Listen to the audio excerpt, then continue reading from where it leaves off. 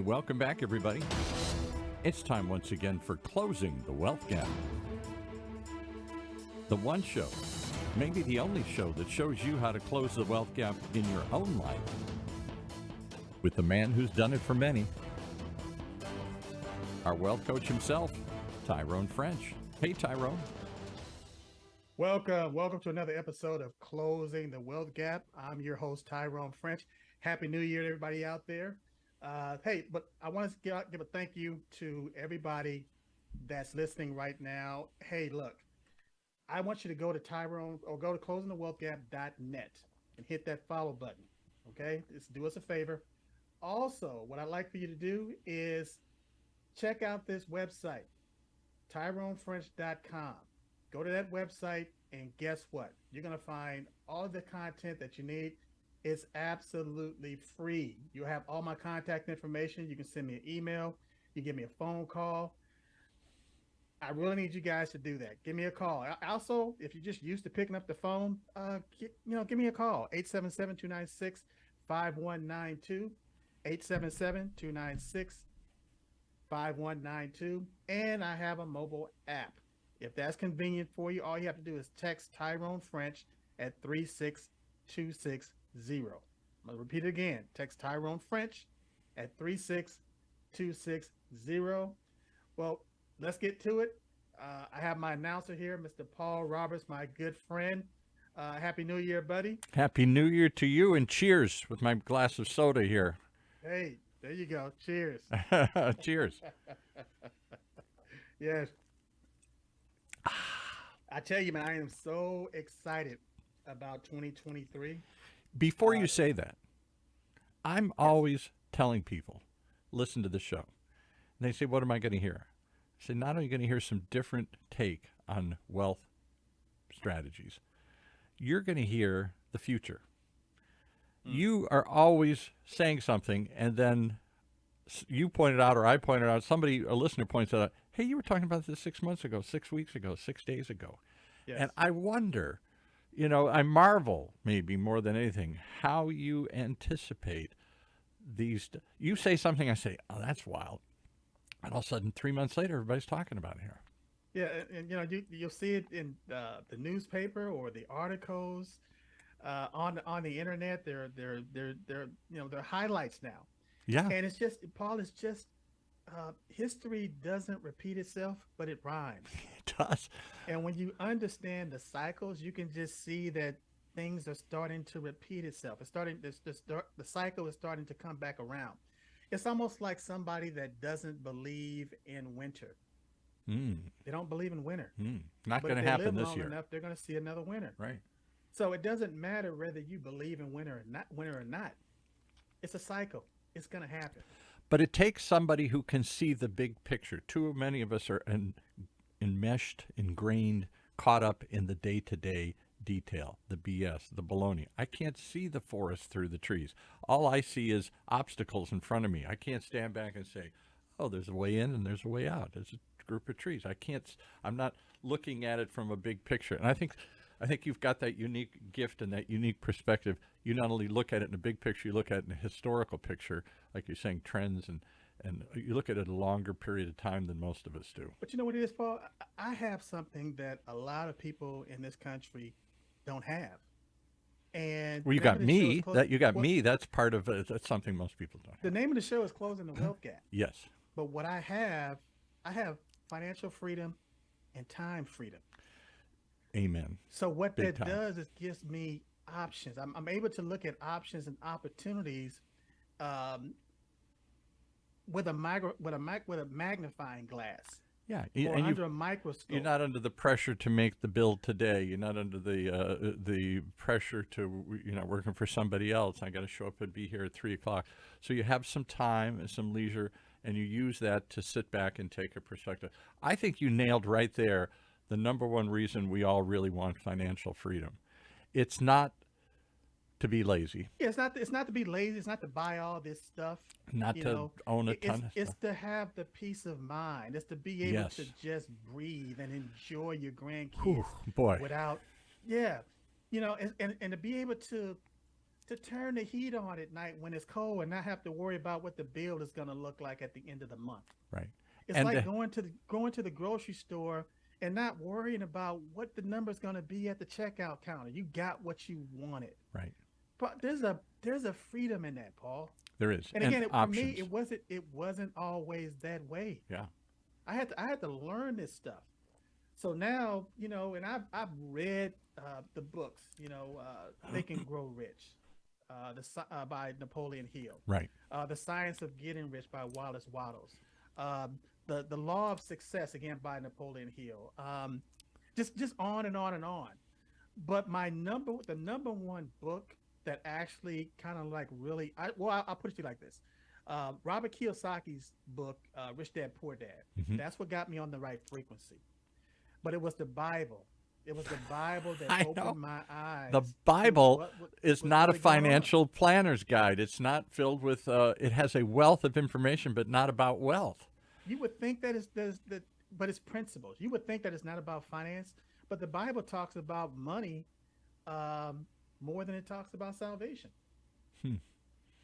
Give More than unto it talks Caesar about what gold. is Caesar's, and give unto God what is God, and reap and you shall sow, and as you reap you shall sow, and all these things. I know you Well, point it again, out all the time. The wealth of the wicked is laid up for the just. People, they'll read that and they'll think it's a religious term, but all it means is that the wickedness is somebody that's doing things wrong.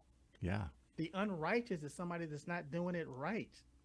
So the wealth of the wicked is laid up for the just. Think about this. You got one person that they get paid and they spend every dime. Hmm. You got somebody else, they get paid and they're saving 20-30% of their income. Guess where the money is going to matriculate to? The person that's doing it right. So wickedness in the Bible, all it means is that somebody's being disobedient. They're not following the principles. Wow. And so also, yeah. but based on that same thread of information or that idea, it says a good man leaves an inheritance to his children's children. And yet we seem to have a feeling, maybe I'm overstating this, but I'm a religious person. I'm a good Irish Catholic. I go to church, and there is I won't say glorification, but being poor is sort of a good thing. Not having too much. Those rich people, they're greedy. They think of only themselves and whatnot. And so there's them, and then there's the rest of us. And I'm always struggling, and I don't have enough money to do this, and I don't have the options to give my kids or me or whatever here. But somehow that's good because I don't have too I've never much. seen a pastor that said they have enough money. We're not going to take a collection this month. We got Yeah, enough. we're good. covered. Thank you. We really I've did. never That's seen true. that. That's true. So if that mentality and that ideology is not coming from the pulpit, then why is it accepted in the pews? Yeah. Because I think I've never understood that. it was a sense that somehow faith was only for those who were poor. Well, I'm not going to get it in this life, but I'll get it in the next life. That's my comfort. This life's going to be a struggle, but the next life, I'm going to be. But how can that be true if you're a child of God and He owns everything? As a matter of fact, even that term God, I don't really like using God. I like using source. Mm-hmm. I like using creator because that's who He is. Right. He's the creator. He's the source of everything. And if we're supposed to be like God, if we're born in the image of God, then aren't we creators in some sense? Aren't we creators of our own life, of our own reality, of our own success? There's a quote in that book that says that based on what Jesus said, I have come that you might have life and have it more abundantly. Abundantly. So He's saying, I want you to have abundance. Yeah. And see, a lot of times people get hooked up on the difference between prosperity and words. That's why words are very, very important. People get hooked up on the term prosperity. Yes. Or to prosper. The only thing prosper means, and look it up in the dictionary, but it means to succeed. To prosper means to succeed. And you've pointed out a number of times too, the other one that we get caught up in is wealth. There is us, and then there's the wealthy, the 1%, the 5% or whatever. And they somehow live a more immoral life. They cut corners, they cheat people, they work too hard, they do. Or that's what we tell ourselves. So right. That's a good thing. That's the narrative. I That's really the don't want to false be those people because that's not a good life. It looks like a good life, but no, they're doing shady things and whatnot. But you're trying to say, but in between those two extremes is the rest of us. and the most of us. And for wealthy just means just what you said, not having to struggle, to having some sort of abundance. I bring in more this month than I need, so I can save it, I can invest it, I can pass it on to others. It What we're doesn't trying to mean do on wealth this show, doesn't mean wealth, piles of gold all over the place. right? Wealth means having choices in your life, enough so that you don't struggle day by day. And if you are struggling day by day, then how can you give to others? How can What you it means is contribute? that that struggle is giving you feedback. All it's telling you is that you're doing something wrong. Right. Just like you're sitting down taking an exam and you get an F on the exam. You know, everybody else had the same exam. It's just you did something you didn't. The you marked the answer incorrect. You went left when you should have gone right. Yeah. So again, what this show is designed to do is we're about redefining wealth for Yes. everyday people. There you go. We're redefining that term because I'm gonna tell you another secret. Okay. You have a lot of wealthy people out there, and when I say wealthy, I mean the top 4%. You have Right. the top 1 percentile. Right. Then you have, which is broken down in different categories. But when I talk about wealthy people, I'm talking about the top 4%. And then you have, which the 1%, the 4% makes up the 5%. Then you have the other 95%. Right. Oh, you got a lot of wealthy people out there that don't have a whole lot of savings. Can I give They you an don't example? have a whole lot. The 95% thinks that you have to accumulate a whole lot of savings. Even your 401k, that's not an investment plan, it's a savings plan. So they think that they have to have all this money in savings when wealthy people don't do that because of monetary devaluation and inflation. So The can I minute give you you an hold on, example of that? I met a wealthy person the other day, and if I brought him on the show, you'd say, "Oh, not a wealthy person." I met a guy came out to my house because we had some broken tiles and some other stuff, and we okay, needed some tile work done. Okay, I'd put it off, but it was time. New year, got to get it fixed. The tile's broken, looks like hell. You know, we live in a nice house. We've got to maintain it, yes, and so got to get some tile work done. Not the most expensive, exotic, exciting thing I've ever done. I didn't put a pool in the backyard or something. It's just I got to get some okay. tile fixed. And this young Hispanic guy comes out, and he's tattooed up, and he's bulked up, and I'm thinking, okay, it's the kind of guy I'm sorry to say I expect to see doing tile work, right? Lower working class kind of guy. He's got his own business, a couple man shop here, and he puts tile work in. And he So you're starts saying your bias creeped up. my bias creeped in. Not just Okay, because he's Hispanic, but I'm thinking tile work. This is this is the lower. These are the hardworking. I'm expecting this guy who lives paycheck to paycheck. This guy's a wealthy man. He's wealthier than I am. Why? mm. Because he starts and he's fascinated. He just starts talking to me. So what do you do, sir? And what are you doing? What's that like? And he's asking me Does he questions. own the business? He owns the business, yes. Okay. And he starts asking me, and he See, starts telling. success leaves clues. So I'm just going. Yes. I'm listening to your And he story. starts telling me all the stuff, how he built his business, and he started this business with nothing, and now he's got a bunch of guys working for him, and he's doing tile work, and he starts dropping some bigger names. I do this house, I've done this house. Okay, this is a bigger business than I think it is. And he starts questioning me about, because, I live in a nice neighborhood, and he says, everybody I go to, I'm always asking him questions. Well, how did you get there? What did you do? And everything. I'm trying to learn from everybody. I said, I didn't go to school. I didn't go to college. Started working when I was, 12, putting tile in for other people. And eventually started, and I got my own little business. And the more I was fascinated, I talked to him probably the whole hour because he had another guy working there. This guy owns his truck outright. Yes. He owns his business outright. He owns a couple rental homes outright, on and on and on. And he starts saying, he said, this may sound, he keeps calling me sir like I'm some old guy or something here. This might sound crazy, sir, but someday I'm going to own an airplane. And he said, I just Yes. put a picture of it up, and maybe I'm nuts. My friends say I grew up in a tough neighborhood. None of my friends own anything. I own a truck. I own a business. I own a couple of my house and a couple of the rental houses, and blah, blah, blah, blah, blah. I'm going to own an airplane. I don't know why, but I'm going to own an airplane someday here. And I'm looking at this guy, and I said, sir, you're a wealthier man than I am. You're a smarter man than I am. And I almost said to him, and I didn't think so when you walked in the door. I prejudged you. You did what I didn't do. You worked hard, you saved every nickel, you're still living in the same, you didn't go blow it, you didn't go out and party it, you didn't do all this other stuff. Right. When I was, Yes. and he's young, he's probably maybe he's 40, to me that's young. And I said, when I was 30 and 40, if I got more money, what can I have on the credit card? How much can I rent the house? How much can I rent Right. the car? How much? Hey, Paul, but let me jump in here because there's one thing that I want to. There's a book called The Millionaire Next Door. I've seen that. The Yes. Millionaire Next Door. You just described This is him. that book to a T. He's him. It's him.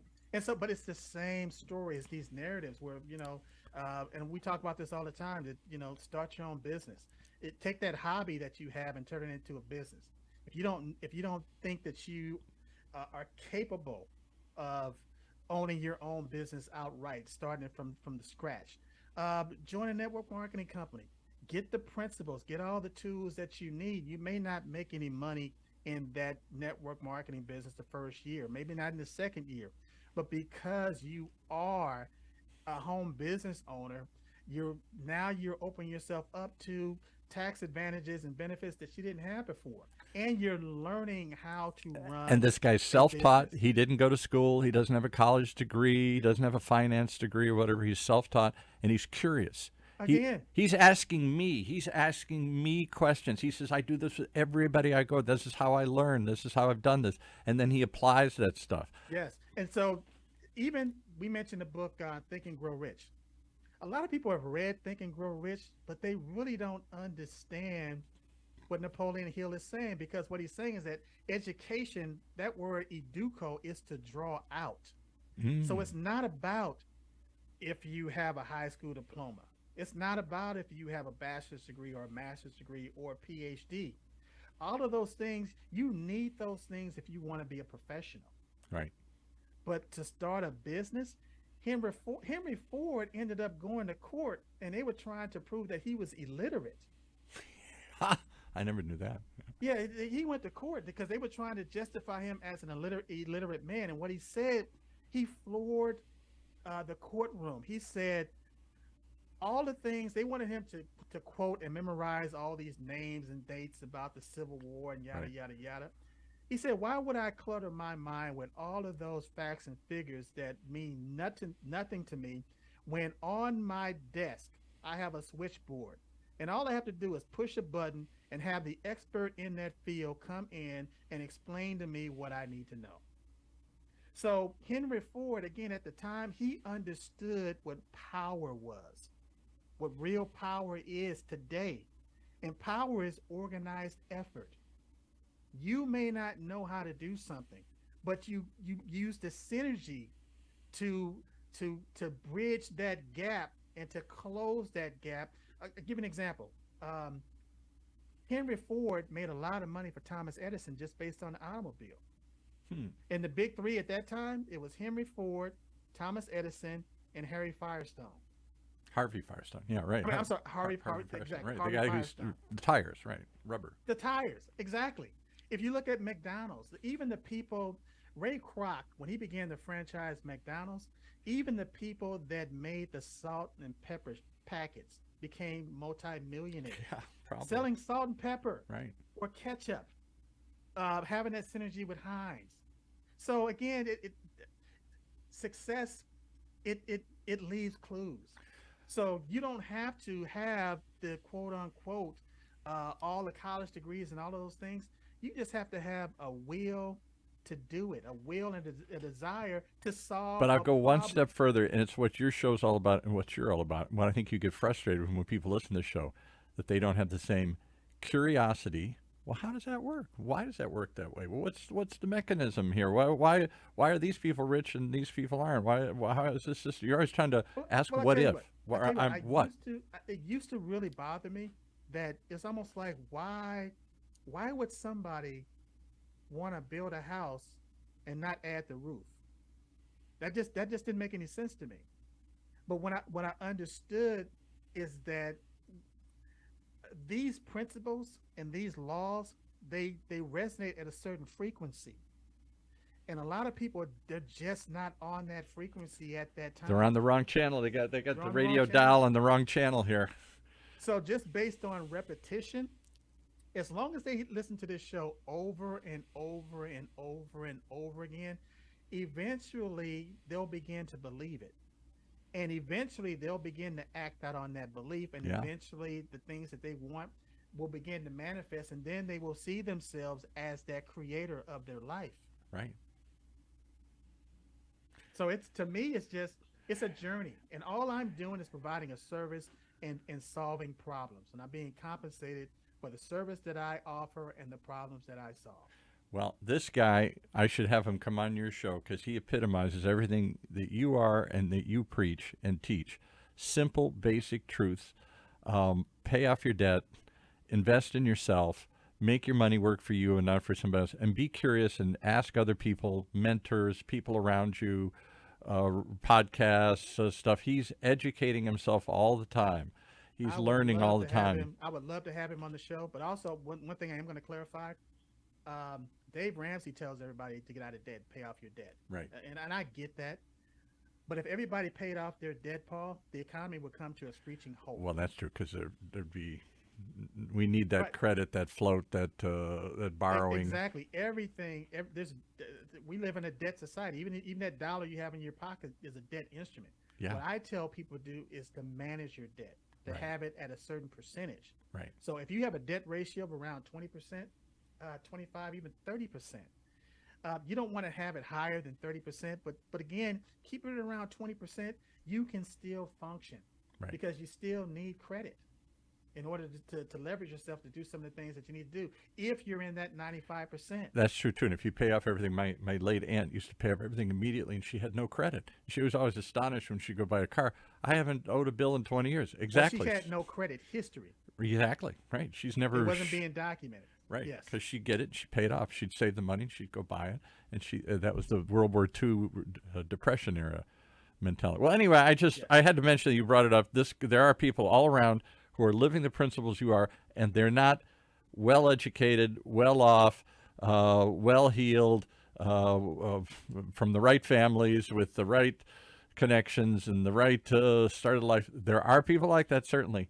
But this idea that ordinary people can be wealthy, can have more than they need, can have some financial freedom and security, have choices in their life, this Yes. young guy epitomizes Hey, that. I'll And drop dreams. another truth bomb on you. Okay. Majority of wealthy people are first generation wealth.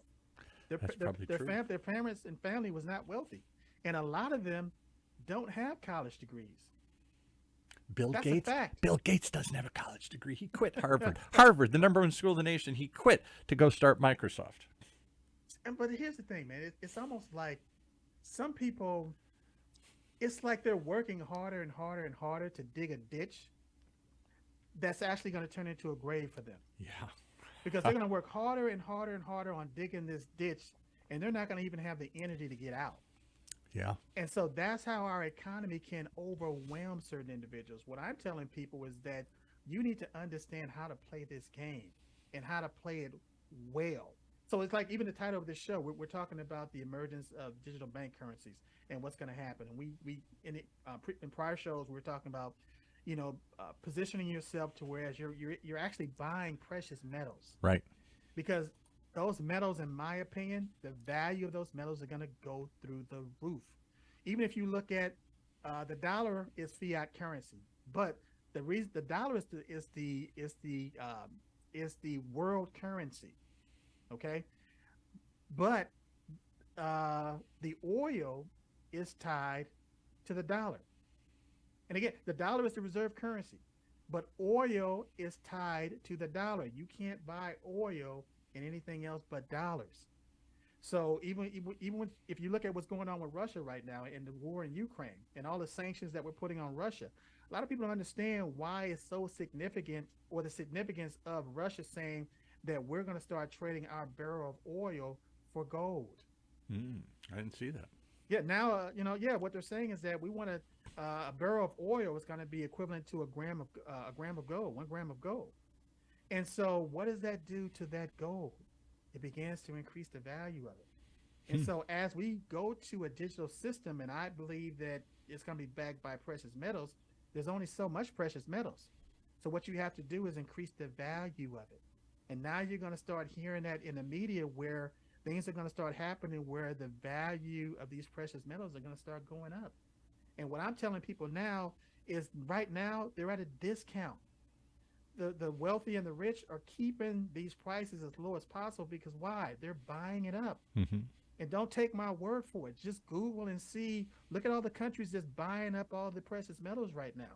Look at all the central banks that's China, doing it. China particularly is trying to buy up every, partly because they don't have a lot of copper and gold and silver and other things, so they're trying to control it in other countries, partly for production, but you're saying also to control the future of the That's economies why and they're doing a currency. lot of business in Africa right now. Africa, exactly. Huge Yes, business in Africa, China. yes. So some people, again, some people understand what's going on, and they can read the tea leaves, meaning that they see the cycles as far as what's going on, as far as the predictions. But for other people that are just struggling and trying to make a living, their head is down, and that's all they're trying to do is trying to pay their bills, and so they don't see what's coming. So that's why it takes somebody like me to get on this show and to say, hold your head up, wake up, listen to this information, because you want to position yourself to whereas it doesn't matter how much money you make. What matters is how much you keep.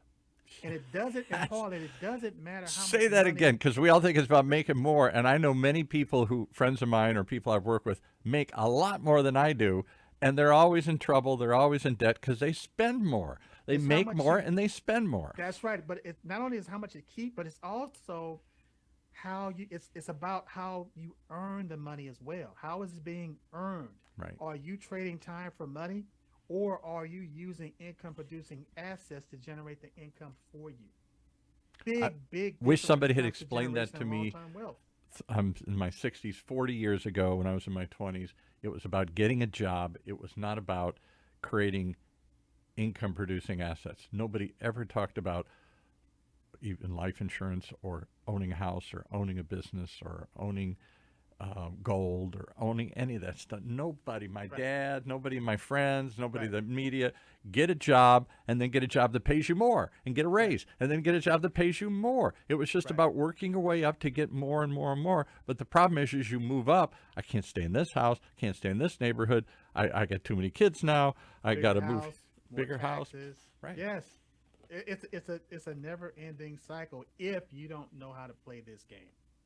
And so the name of the game, Paul, is who's indebted to whom. Yeah. Who's indebted to whom? Because those are the ones that have the cash flow. They're the ones that are controlling it.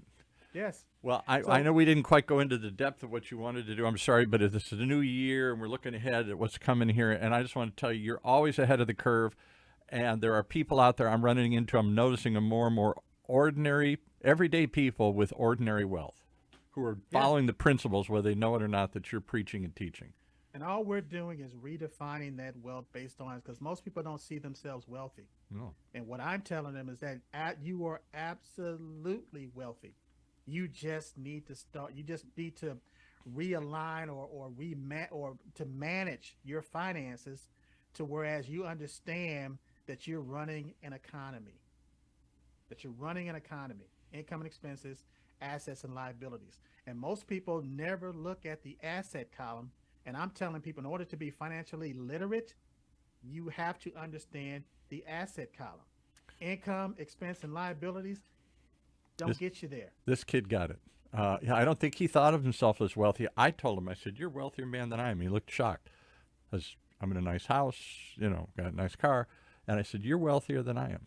Well, I tell Because you what, have them come on. But again, we're kind of winding down. So this yeah, is no, what I'm I want sorry. people to do. I want you to go to closingthewealthgap.net. Hit that follow button. It's very important that you follow this show. I also want you to go to tyronefrench.com. Check out some of our resources. There's a tab on there that talks about services. We have videos on there. We have calculators on there. Hey, as a matter of fact, I'm going to give a shout out to this book club called Online Book Club. They have over 5 million members, Hmm. and they reviewed my book and gave me a 5-star rating. Woohoo! There you And go. one of the guys that reviewed my book actually mentioned in the paragraph that he was rating how that my book was excellent, but he said there's a free financial plan. He went and checked out the financial plan and became a client. Wow, the So reviewer. this stuff works. Yeah. I'll give you another example. My business has an A+ rating with the Better Business Bureau. The investigator that was investigating my business uh, became a client. Ah, True story. That's So crazy. this, what I'm saying, you have a resource. A lot of this stuff is free. Yeah. FREE. All you got to do is check it out, start applying it, and then give me a call, shoot me an email, send me a text message, whatever, and I'll walk you through this process. I'll coach you through and get you to the next level. And we're going to just take it. You don't have to worry about trying to eat the entire elephant. We're just going to take one bite at a time. That's the way you We're do gonna it. get you to point A to point Z. Well, I thought this was a nice start to the new year and a new discussion just to kind of review why people tune into the show and the basic principles and where they come from, and the fact that there's a coach who sees the big picture and can turn it into tangible bite-sized pieces, as simple as biblical wisdom here, folks. Basic principles, time-tested truths, and can teach all of us the stuff that we all need to know. Man, Paul, I live for this. I love what I do. I love what I do, and I do what I love. But one thing I want to leave, I want you to remember this. Okay. I want my audience to remember this. It's not about how much income you earn. It's all about how you earn your income. Yes. Okay. With that, we'll call it a day, and we'll see you next time right here. Thanks, Paul. That's our show for this week. Closing the Wealth Gap. The one show, the only show that shows you how to take control of your financial future. Right here in Orange County's only community radio station, OCTalkRadio.net.